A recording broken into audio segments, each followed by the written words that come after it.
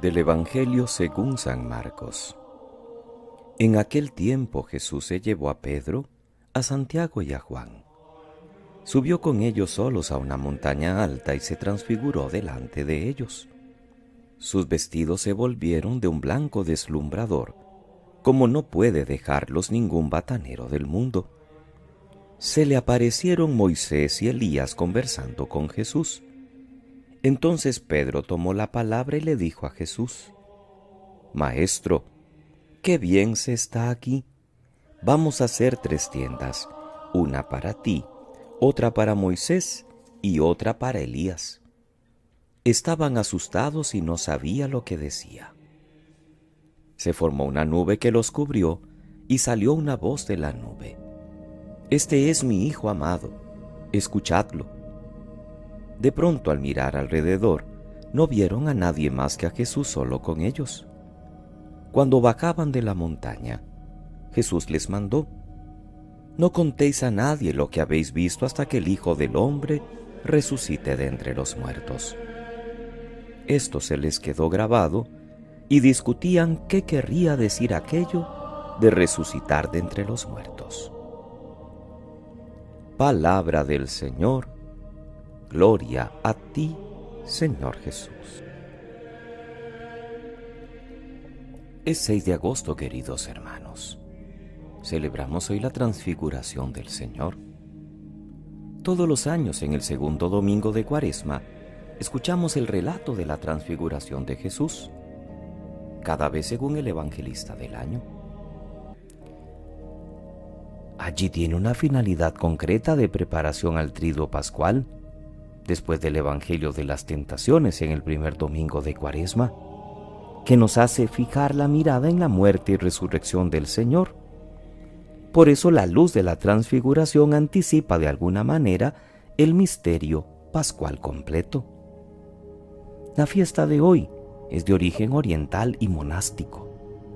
Se puede decir que nos invita a mirar contemplativamente al Señor glorificado, iluminado con la luz plena de la Pascua, y ya con una proyección hacia el final de los tiempos, cuando se dé el triunfo total de Dios sobre toda la creación. Y las lecturas que hoy nos propone la liturgia de la palabra giran en torno a este misterio, que por cierto ha sido incluido dentro de esta 4ª parte del Santo Rosario que quiso agregar San Juan Pablo II, los misterios luminosos. La primera lectura del profeta Daniel es un texto que se escribió en el siglo II a.C., en tiempos difíciles para la fe, cuando el pueblo judío estaba sufriendo el ataque paganizante del rey Antíoco IV Epifanes. Y el autor del libro presenta una visión esplendorosa del reino mesiánico, y lo hace con una escenografía espectacular. Dios sentado en su trono, hay vestiduras blancas, llamaradas y ríos de fuego, millones de seres cantando alabanzas a Dios y al Hijo del Hombre, que entra en escena solemnemente y a quien se le es dado todo honor y todo poder. Esta es una visión para dar aliento a los creyentes que están siendo perseguidos, asegurándoles que el bien va a triunfar sobre el mal. Esto cuando llegue el Mesías prometido. Por eso el salmo que complementa la primera lectura canta esa gloria y la victoria de Dios. Porque verdaderamente Dios reina altísimo sobre toda la tierra. La segunda lectura es tomada de la segunda carta de Pedro. Algunos consideran que no fue Pedro directamente quien la escribió, sino más bien algún allegado. Sin embargo, fue atribuida a él y refleja características del apóstol, porque es uno de los 3 que asistieron al acontecimiento de la transfiguración y que puede afirmar: habíamos sido testigos oculares de su grandeza. La luz transfigurada de Cristo dio ánimo a los apóstoles, eso es indudable. Ellos han sido testigos oculares de la grandeza de Dios. Y por eso, Dios es el que confirma la palabra de los profetas y es el que nos ayuda en los momentos más difíciles también de nuestra propia historia.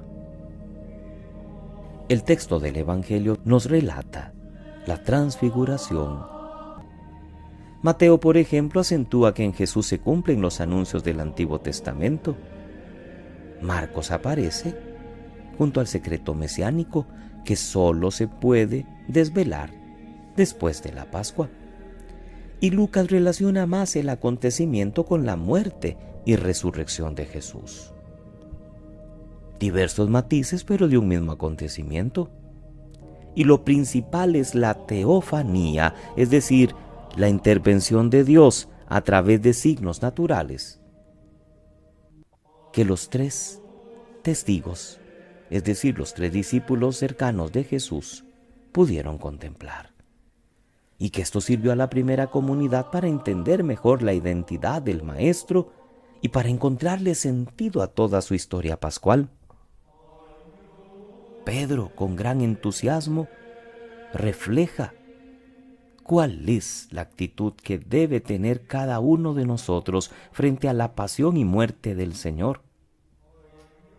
Porque la voz del Padre que autentifica a su Hijo y la presencia del Espíritu sobre él en forma de nube son la intención más clara de señalar a Jesús como el enviado de Dios.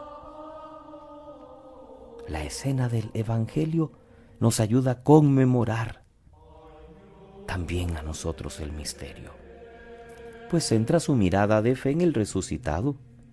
A través de la cruz Él va introduciéndonos en la esfera de una vida nueva, como sucedió hace meses con la celebración del Triduo Pascual.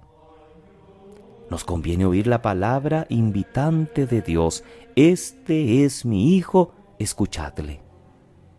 No olvidemos que Él es el camino, es la verdad y la vida, y siguiéndole a Él tenemos asegurada nuestra felicidad, a pesar de las cruces que encontraremos en el camino. La fiesta de hoy nos quiere comunicar la alegre convicción de que también nosotros somos hijos predilectos del Padre y animados por su Espíritu, ya desde el día de nuestro bautismo. Pero además nos proyecta hacia el futuro, porque hemos pedido que, escuchando siempre la palabra de tu Hijo, seamos un día coherederos de su gloria. Por eso, queridos hermanos, celebremos esta transfiguración de Jesús, pidiendo nuestra propia transfiguración, que es también la finalidad de toda Eucaristía. Lo rezaremos así al final, en la última oración de la misa: que estos celestes alimentos que hemos recibido nos transformen en imagen de tu Hijo, cuya gloria nos ha manifestado en el misterio de su transfiguración. Que pasen muy feliz viernes, queridos hermanos. Muy feliz fin de semana. Que Dios les bendiga.